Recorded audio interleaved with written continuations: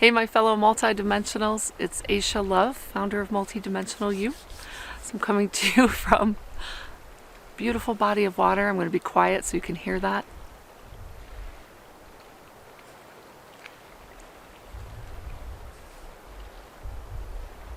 Hopefully you can hear the waves lapping gently behind me. It's wonderful to see you and to connect with you. If you haven't already, just take a moment to connect with me. Be fully present. There we go. There we go. Ooh, that feels better, doesn't it? Doing these videos reminds me of when I was a kid and I would go to the library and they would have public story time, and I got to just sit there and be part of this warm, nurturing little pod of kids that was enjoying being in the company of an adult who truly cared. So I'm happy to recreate that with all of you here, for myself and my inner child and for your inner children, for all of it. So what's coming through the fields today on this walk out here? I could see really clearly that the field wants to have a conversation, right? The whole collective here, this community, we're really interested in having a conversation with the wind. Yeah, activation, moving stagnant energy, and deconstruction, and letting go. And the trees are talking now. Yeah, they're like, woohoo. So I've talked a lot about deconstruction here before, and I've shared some of my own deconstruction.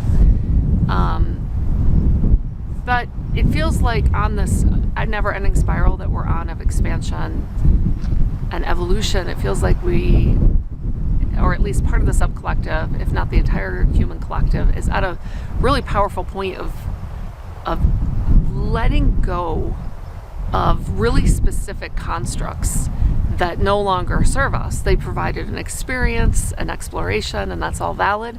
But if we were to stay in them, that's not really evolution, right? That's just one level of experience, and the collective that we're a part of, or sub-collective, is really interested in moving the needle, so to speak, and exploring and expressing something else. So what am I talking about? Specifically, what's coming right now are the constructs of victim, victimizer, and rescuer.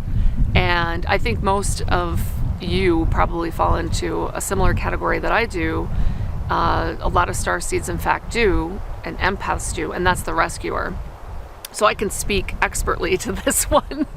And if you happen to be in the victim or victimizer role, and that tends to be your go-to pattern, please feel free to share your comments about your own insights and discoveries as you deconstruct, that construct that your identity has been in, that role that you've been playing out. And, I think especially today, what's most interesting to share and talk about and explore together is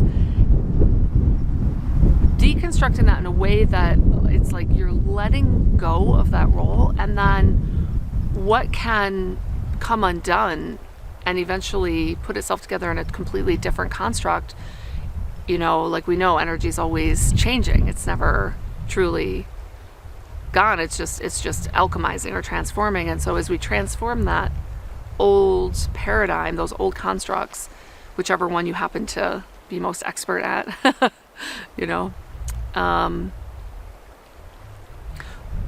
what does that feel like and what does that look like?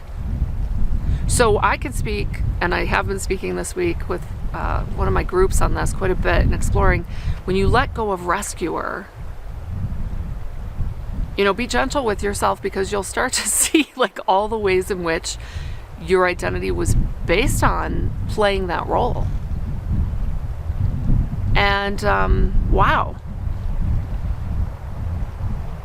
It's almost like you have to just be quiet and say nothing for a while. You have to pull out of all sorts of stuff, because you start to see that the whole construct, the whole building was based on that, right? That foundation of rescue. And when you dismantle the foundation, the whole thing comes down. And it's a really different relationship to reality, to relationships, to work, pretty much to everything, right? So it's a pretty important move in terms of evolution, which is what I talk about a lot here, right? For those of you new to the channel, welcome, by the way. I usually start with my intro, but we just kind of dove right in there. Multidimensional U is really, like, if you look at my logo, the symbolism is the incredible Merkaba of the interdimensional vehicle that the human, in its original divine architecture design, was made for. And then the 7 overlapping circles are the external planes of creation that we have the ability to go explore. And then there's internal creation, but I don't know that we're touching that right now. We're really remembering that we're these incredible multidimensional beings, and we have this amazing ability to connect with other aspects of ourselves and, you know, kind of build and rebuild an identity of we. And now I'm talking about it at, like, you know, several concentric circles out, but it relates to this planet at this time when we see all the division that people are exploring and kind of taking to the furthest ends. It's like, what's the opposite polarity of that? That would be, you know, we are all one. So I think at Multidimensional U, what we're exploring is, you know, get into divisibility and disconnection and separation. And then when you're ready to start coming home, you come back to your indivisibility, oneness, connection. And you do that within yourselves first, right? Like, wow, I'm a multidimensional structure, and I have this amazing mantid aspect, and I have, you know, an Arcturian aspect, and I have aspects that don't even have form, and on and on and on, right? And we have tree aspects and other human aspects.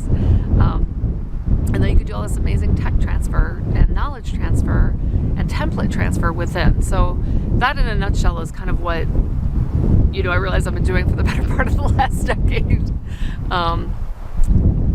And so as part of that multidimensionality that we are, there comes a moment where we start to deconstruct the roles that would have us believe we're just this, just that. That's all there is. That's all we deserve, maybe. That's all we know. And the conditioned self, the constructed self that was seeking love outside of itself starts to dismantle, and this incredible authentic self can begin to just emanate. There's no work to do there. There's, you know, the work is the letting go. It's the shedding of the constructs and the roles that are just a fraction of exploration and expression. So what's coming in now is, I'll use myself as an example. If I'm going beyond rescuer, and I'm letting go of rescuer, what does that allow me now to explore without kind of going down the same well-worn paths? Well, first of all, what I'm coming into right now in real time with y'all is just the quiet 0 point of the no thing. No need to label. No need to go on to the next thing.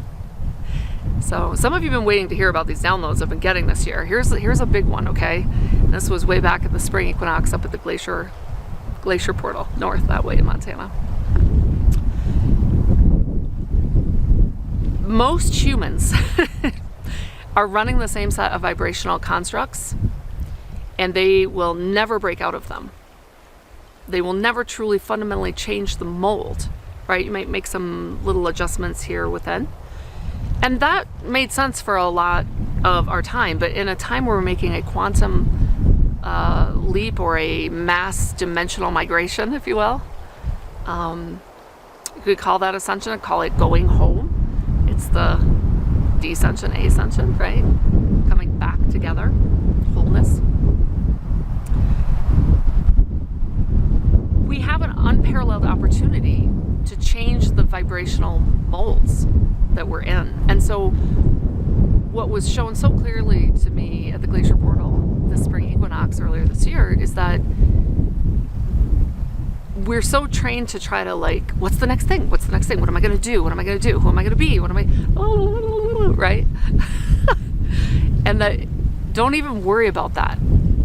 Don't think about it, because if you think about it, you're trying to figure that out. You're doing it from a place that is still a touchstone in the past. It's not truly anything new. And so it seems that the trick here is to really fully let ourselves dissolve the current constructs without needing to redefine ourselves immediately. You notice how the wind calmed down, it got quiet.